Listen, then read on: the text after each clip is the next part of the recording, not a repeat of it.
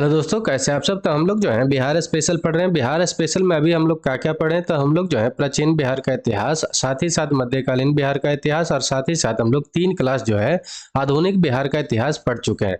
ठीक है, तो चलिए आज का क्लास हम लोग शुरू करते हैं। वीडियो अच्छा लगेगा तो लाइक करिएगा, कमेंट करिएगा, शेयर करके सब्सक्राइब करके बेल आइकन को दबा दीजिएगा ताकि आपके पास नोटिफिकेशन टाइम टू टाइम पहुंचता रहे। ठीक है, तो आज हम लोग फिर से एक बार देख लेते हैं कि आधुनिक बिहार के इतिहास में मतलब मॉडर्न हिस्ट्री ऑफ बिहार में पढ़ना क्या क्या है। तो आप देखिएगा तो यूरोपीय कंपनियों का प्रवेश बिहार में कैसे हुआ था वो देखना था, जनजातीय विद्रोह देखना था। ठीक है, 1857 के पूर्व भी क्रांति बहुत सारा हुआ था वो भी देखना था, और 1857 के क्रांति को देखना था लेकिन बिहार को रिलेट करके देखना था। बिहार स्पेशल में तो ही हम लोग को पढ़ना रहेगा। ठीक है, राष्ट्रीय आंदोलन देखना है और बिहार को रिलेट करके उसमें देखना है। पृथक बिहार का गठन जो हुआ था, हम लोग जानते हैं कि 1912 ईस्वी के पहले बिहार जो था बंगाल प्रेसिडेंसी से जुड़ा हुआ था। तो 1912 ईस्वी में क्या हुआ कि बिहार जो था बंगाल से अलग हुआ। साथ ही साथ क्या हुआ कि हम लोग जानते हैं कि 1936 ईस्वी में क्या हुआ था कि उड़ीसा को अलग किया गया बिहार से, और 2000 ईस्वी में लास्ट क्या किया गया कि झारखंड को अलग किया गया था। यहाँ से हम लोग कुछ जो है तथ्य देख लेंगे पृथक बिहार का जो गठन हुआ था वहां से। तो चलिए आज हम लोग देखते हैं कि सबसे पहले कि क्या क्या पढ़ना है। तो सबसे पहले जो हम लोग को पढ़ना है किसान सभा पढ़ना है। यहाँ से क्वेश्चन हमेशा बनते रहता है। बिहार प्रांतीय किसान सभा का सम्मेलन हुआ था वो हम लोग को देख लेना है।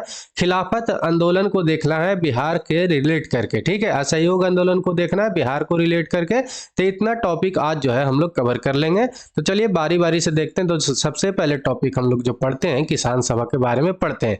आखिर में किसान सभा का गठन क्यों हुआ था, तो किसानों को समस्या को राष्ट्रीय स्तर पर लाना और समाधान करना ही उनका मेन काम था। किसान सभा का ये मुख्य उद्देश्य था। आखिर में कोई भी काम होगा तो उसका तो उद्देश्य रहेगा ही रहेगा।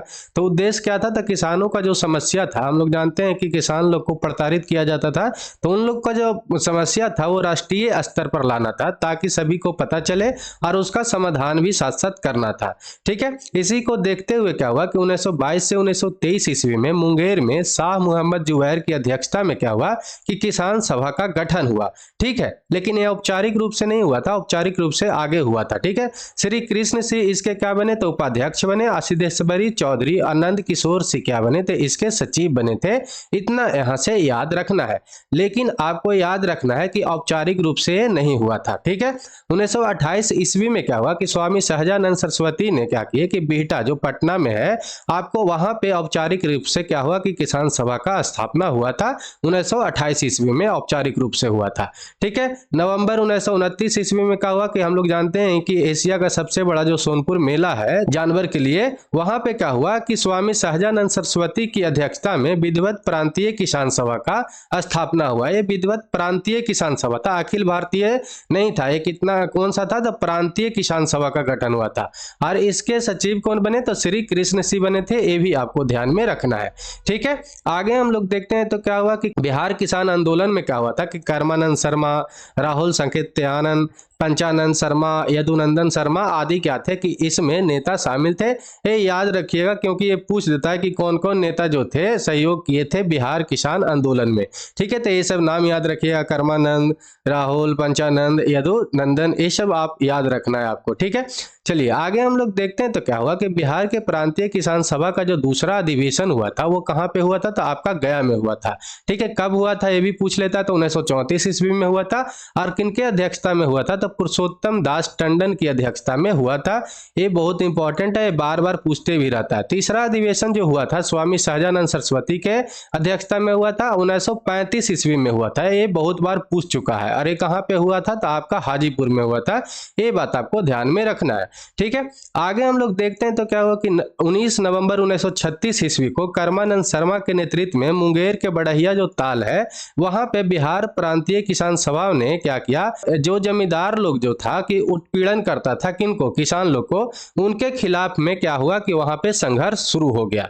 ठीक है, इसके अध्यक्ष कौन थे, मतलब इसके नेतृत्व करता अगर पूछे कि कौन थे तो आपको याद रखना कर्मानंद शर्मा। और ये कहां पे हुआ था, तो मुंगेर के बड़हिया ताल में हुआ था। ठीक है, और किसके मतलब कौन से सभा के द्वारा किया गया था, तो बिहार प्रांतीय किसान सभा के द्वारा। ठीक, आगे हम लोग देखते हैं तो क्या हुआ कि 11 अप्रैल 1936 ईस्वी को क्या हुआ कि आपका लखनऊ में स्वामी सहजानंद की अध्यक्षता में आपका अखिल भारतीय किसान सभा का गठन हुआ। यहाँ पर ही क्या हुआ था कि अखिल भारतीय किसान सभा का गठन हुआ, और कब हुआ था तो आपको याद रखना है 1936 ईस्वी में। और कहाँ पे हुआ था तो आपका लखनऊ में हुआ था। और इसके अध्यक्ष कौन थे, जो बार बार पूछते रहता आपका, तो स्वामी सहजानंद थे, और NG रंगा जो इसके थे सचिव थे। इतना आपको यहाँ से याद रखना है, ये वाला पॉइंट आपका बहुत ज्यादा इंपॉर्टेंट है यहाँ पे। ठीक है, चलिए आगे हम लोग देख लेते हैं कि बिहार जो प्रांतीय जो था आपका किसान सभा का सम्मेलन, मतलब कि क्रम अनुसार से प्रथम का कहाँ पे हुआ था, कौन सा ईस्वी में हुआ था, कौन इसके अध्यक्ष थे, पूछते रहता है। तो एक जगह पे हम लोग देख लेते हैं। तो प्रथम जो हुआ था कहाँ पे हुआ था, सोनपुर में हुआ था। कब हुआ था तो 1929 ईस्वी में हुआ था। स्वामी सहजानंद सरस्वती इसके क्या थे कि अध्यक्ष थे। ठीक है, आगे दूसरा जो हुआ था गया में हुआ था, 1934 ईस्वी में हुआ था, और पुरुषोत्तम दास टंडन जो थे इसके क्या थे कि अध्यक्ष थे। ठीक, तीसरा वाला कहाँ पे हुआ था, हाजीपुर में हुआ था, 1935 में हुआ था। स्वामी सहजानंद सरस्वती इसके क्या थे कि अध्यक्ष थे। ये बात आपको ध्यान में रखना, मतलब पहला और जो तीसरा के अध्यक्ष कौन थे तो स्वामी सहजानंद ही थे, और दूसरा का जो थे बार बार जो पूछ लेता है वो पूछता है पुरुषोत्तम दास टंडन के बाला। ठीक है, 1934 में जो थे। ठीक, ये याद रखना आपको। आगे हम लोग देख लेते हैं कि जो प्रमुख नेता थे और उनका कार्य क्षेत्र, ये पूछते रहता है कि कौन नेता जो थे किस कार्य क्षेत्र में, मतलब किस क्षेत्र से लड़ते थे किसान सभा के लिए। तो ये बात आपको देखना है। तो यदुनंदन शर्मा जो थे कहाँ से लड़ते थे तो आपको गया के क्षेत्र से। ठीक है, यमुना कार्य जो थे दरभंगा सारण के क्षेत्र से। राहुल जो थे आपका अंबारी सिवान के तरफ से। और आपका करयानंद शर्मा जो थे आपका मुंगेर बढ़िया ताल के तरफ से। ये बात आपको ध्यान में रखना, इनका कार्य क्षेत्र इस क्षेत्र में था, यहां से आपको याद रखना है। ठीक है, आगे हम लोग देखते हैं खिलाफत आंदोलन और बिहार। आखिर में खिलाफत आंदोलन हुआ क्यों था और कब हुआ था, ये हम लोग देख लेते हैं। तो खिलाफत आंदोलन क्या हुआ था कि जो तुर्की के खलीफा थे ना, उनको अपमानजनक शर्त रखा गया। किसके द्वारा, तो मित्र राष्ट्रों के द्वारा। मित्र राष्ट्रों में कौन कौन था, ये भी कभी कभी पूछ लेता। तो आपका अमेरिका था, रूस था, जापान था, फ्रांस था, इंग्लैंड था। ये सब जो था आपका मित्र राष्ट्र में था। ठीक है, जर्मनी इसमें शामिल नहीं था, जर्मनी अलग था। ठीक, ये बात आपको याद रखना। उसके द्वारा क्या किया गया कि जो यहाँ का तुर्की का खलीफा होता था उसके साथ क्या किया गया कि अपमानजनक कुछ शर्त रखा गया। उसी के विरोध में क्या हुआ कि भारत के जो मुसलमान लोग थे उनको क्या हुआ कि आहत हुआ। ठीक है, उनके धर्म के प्रति आहत हुआ, और वो जो थे यहाँ पर क्या किए, यहाँ के जो मुसलमान थे, भारत का जो मुसलमान थे, वो एक आंदोलन शुरू किए। उसी आंदोलन का नाम क्या पड़ा था तो आपका खिलाफत आंदोलन नाम पड़ा था। जो कब से कब के बीच में हुआ था तो 1919 ईस्वी से लेकर 1923 ईस्वी के बीच में हुआ था। और इसके अध्यक्ष भी कभी कभी पूछ लेता है, तो आपको याद रखना है कि महात्मा गांधी इसके अध्यक्ष थे। ठीक है, ये भी बात आपको याद रखना है। ठीक, नवंबर 1919 ईस्वी में क्या हुआ कि पटना में हसन इमाम की अध्यक्षता में एक सभा का आयोजित हुआ। इसमें शांति समारोह के रूप में बहिष्कार का आह्वान किया गया, शांति रूप से। ठीक है, 19 मार्च 1920 को क्या हुआ कि बिहार के सभी मुसलमानों ने क्या कर दिया कि हड़ताल कर दिया ब्रिटिश के खिलाफ। ठीक है, ये बात आपको ध्यान में रखना है। आगे हम लोग देखते हैं तो क्या हुआ कि 1920 ईस्वी में क्या हुआ कि खिलाफत आंदोलन और असहयोग आंदोलन साथ साथ में चल रहा था। लेकिन क्या हुआ कि तुर्की का जो मुस्तफा कमाल पाशा था वो जो था 1924 ईस्वी में खलीफा पद को ही समाप्त कर दिया। जैसे ही खलीफा पद को समाप्त कर दिया तो ये जो खिलाफत आंदोलन था वो खुद ही में क्या हो गया कि निष्प्रभावी हो गया, मतलब कि कोई प्रभाव ही नहीं इसका रहा। जब जिसके लिए लड़ाई हो रहा है वही वाला आपका सीट ही, मतलब पद ही खत्म हो जाए तब लड़ाई ही क्यों होगा। ठीक है, तो आपका ये लड़ाई खत्म हो गया। और कब खत्म हुआ था तो 1924 ईस्वी में, मतलब कि 1924 ईस्वी में स्वतः ही जो खिलाफत आंदोलन था वो निष्प्रभावी हो गया था। ये बात आपको ध्यान में रखना है। ठीक है, लास्ट वाला जो हम लोग को टॉपिक देखना है, असहयोग आंदोलन देखना है और बिहार देखना है। तो सबसे पहले कि असहयोग आंदोलन हुआ क्यों था ये हम लोग देख लेते हैं। तो 1919 ईस्वी में एक एक्ट आया था, उसका नाम था रोलेट एक्ट। ठीक है, रोलेट एक्ट के थ्रू क्या होता था कि कोई भी आदमी को बिना देखे, बिना जांच पड़ताल किए किसी तरीका से उसको, मतलब कि बिना जांच पड़ताल के उसको क्या कर सकता था, जेल में डाल सकता था ब्रिटिशर लोग। ठीक है, ये बात आपको याद रखना है। तो रोलेट एक्ट जो था बहुत ही बेकार सा एक्ट था, उसी के खिलाफ में क्या हुआ कि एक आंदोलन चलाया गया गांधी जी के द्वारा, जिसका नाम क्या पड़ा, तो असहयोग आंदोलन पड़ा था। हम लोग जानते हैं कि 13 अप्रैल 1919 ईस्वी को क्या हुआ था, तो आपका जालियांवाला बाग हत्याकांड हुआ था। और ये क्यों हुआ था, क्योंकि एक सत्यपाल और एक किचलू, दो आदमी थे, उनको हेरोल्ड एक्ट के थ्रू ही क्या कर लिया गया था कि गिरफ्तार कर लिया गया था। और उसी को, उन्हीं लोग को छुड़वाने के लिए सब एक जगह पे जालियांवाला बाग में बैठे थे। और वहां पे क्या हुआ कि जनरल डायर द्वारा क्या किया गया कि 13 अप्रैल 1919 ईस्वी को पुलिस को लाया गया और सब पे गोली चलवा दिया गया, जहां पे बहुत सारे लोग मर गए थे। उसी को हम लोग जालियांवाला बाग हत्याकांड से जानते हैं, जो कब हुआ था, 13 अप्रैल 1919 ईस्वी को हुआ था। ये सब को देखते हुए क्या हुआ कि असहयोग आंदोलन चलाया गया। तो ये बात आपको ध्यान में रखना है, जिसका मेन आदमी कौन थे, मतलब नेतृत्वकर्ता कौन थे, तो गांधी जी थे। ठीक है, अब हम लोग देख रहे हैं कि असहयोग आंदोलन कैसे हुआ, तो देखते हैं। तो क्या हुआ कि सितंबर 1920 ईस्वी में लाला लाजपत राय की अध्यक्षता में कलकत्ता में एक विशेष अधिवेशन हुआ था। ठीक है, उसी में गांधी जी के असहयोग आंदोलन के प्रस्ताव को क्या किया गया कि स्वीकार किया गया। ठीक है, कांग्रेस के नागपुर जो अधिवेशन हुआ था 1920 ईस्वी वाला, उसमें क्या हुआ कि असहयोग आंदोलन को पूर्ण स्वीकृति दी गई। ठीक है, इसके बाद क्या हुआ कि बिहार में इससे पूर्व ही क्या हुआ था कि बिहार प्रांतीय सम्मेलन के 12वें अधिवेशन में राजेंद्र प्रसाद जो थे, उनकी अध्यक्षता में असहयोग आंदोलन पर क्या किया गया था कि बल दिया गया था। ठीक है, ये भी बात आपको याद रखना है। नवंबर 1920 ईस्वी में क्या हुआ था कि शाहबाद में नशाबंदी आंदोलन शुरू किया गया था। ये बात आपको याद रखना है, कुछ कुछ फैक्ट है जो। ठीक है, असहयोग आंदोलन के क्रम में क्या हुआ कि राजेंद्र प्रसाद, मजरूल हक, ब्रजकिशोर प्रसाद, मोहम्मद शफी दौदी, ये सब जो आदि नेता थे, वो क्या किए थे कि विधायक के चुनाव से अपना नाम वापस ले लिए थे।